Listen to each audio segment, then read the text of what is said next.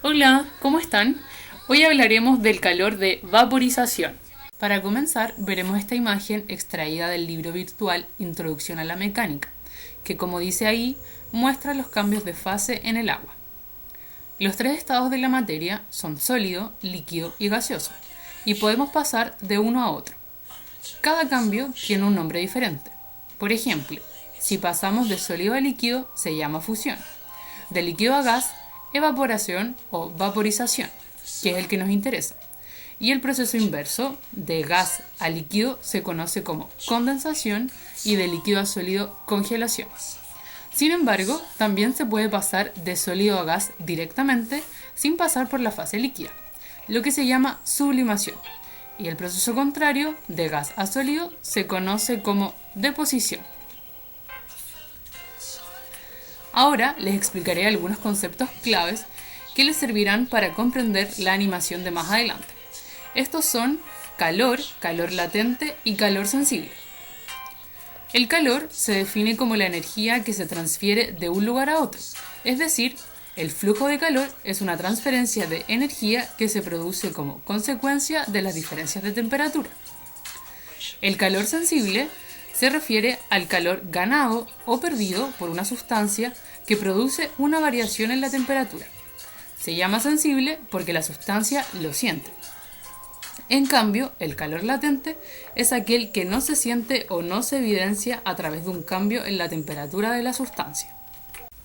Ya explicado los cambios de fase y el concepto de calor y calor latente, pasamos a ver la animación que nos ayudará a comprender mucho mejor qué es el calor de vaporización. Recuerda anotar tus observaciones en el recuadro del ítem número 2 de tu guía de aprendizaje. En la animación podemos ver un vaso precipitado con una cierta masa de hielo.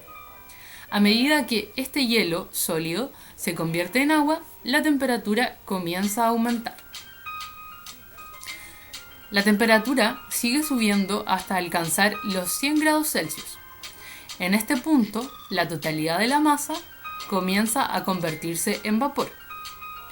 Esta temperatura, que como decía en el caso del agua es 100 grados Celsius, se conoce como punto de ebullición.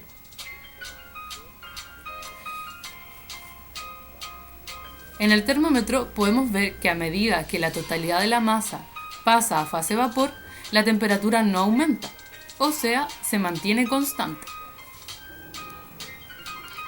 Ahora veamos el proceso a nivel molecular. Las moléculas de agua se mantienen unidas a través de puentes de hidrógeno, que es un tipo de interacción molecular débil. La energía térmica suministrada por el mechero es absorbida por las partículas que aumentan su energía cinética. Como resultado, los choques de las partículas también aumentan. El aumento en la energía cinética antes de la ebullición lo podemos evidenciar a través del aumento de temperatura, que marca el termómetro.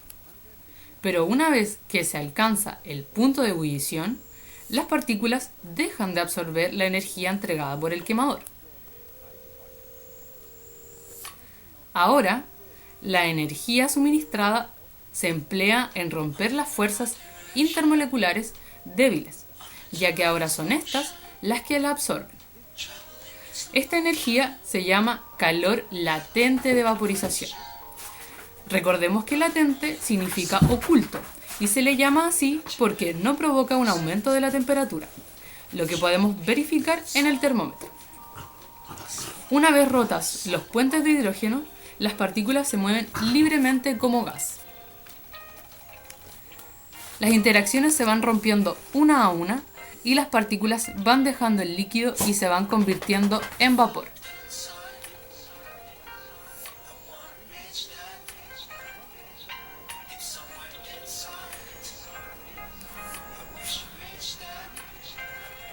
Como podemos ver, la temperatura permanece constante hasta que todo el líquido pase a la fase vapor. Ahora ya hemos visto aspectos teóricos y una representación animada sobre calor de vaporización, pero aún queda la última parte, los cálculos. Pero no se asusten, como deben haber visto en su guía, la ecuación es muy sencilla y a continuación les explicaré paso a paso cómo resolver un ejercicio tipo de calor de vaporización. Vamos a ver qué nos dice el ejercicio. Dice, cuando queremos sacarnos la pintura de las uñas, utilizamos quita esmalte.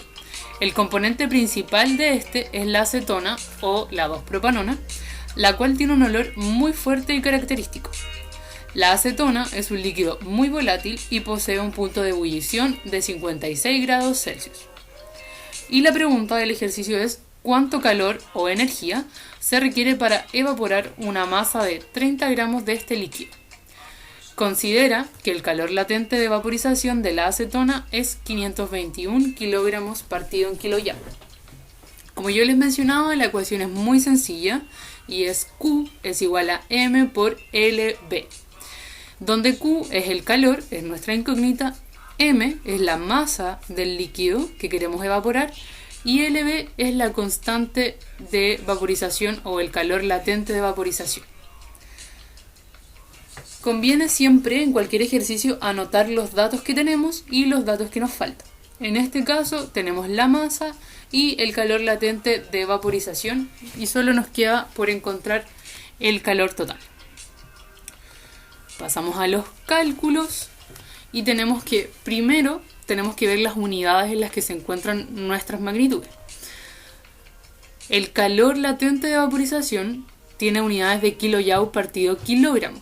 Entonces lo que nos conviene es pasar los 30 gramos de acetona, que es la masa, a kilogramos. Y la conversión es muy sencilla, multiplicamos los 30 gramos por esta conversión, que es 1 kilogramo equivale a 1000 gramos, y nos da finalmente que tenemos 0,03 kilogramos de acetona. Ahora que tenemos ese valor, simplemente introducimos el valor en la fórmula de Q es igual a M por LV. Reemplazamos los valores y obtenemos que Q es 15,63 kilojoule. Las unidades de kilogramos se van, porque le podemos eliminar acá la de masa con la de calor latente. Pero ¿qué significa finalmente este valor? Este valor quiere decir que para evaporar una masa de 0,03 kilogramos o 30 gramos de acetona se requiere una energía equivalente a 15,63 kilojoule. Ahora ya conocen todo lo necesario sobre calor de vaporización y para que no se les olvide, el calor de vaporización es la energía asociada al rompimiento de los enlaces de las partículas en fase líquida para que pasen a fase vapor. Todo lo que hemos visto les servirá para responder el ítem número 3 y número 4 de su guía de aprendizaje. Recuerda también que si vas a realizar un trabajo práctico debes tener en cuenta estas medidas de seguridad y cualquier otra que te indique la profesora.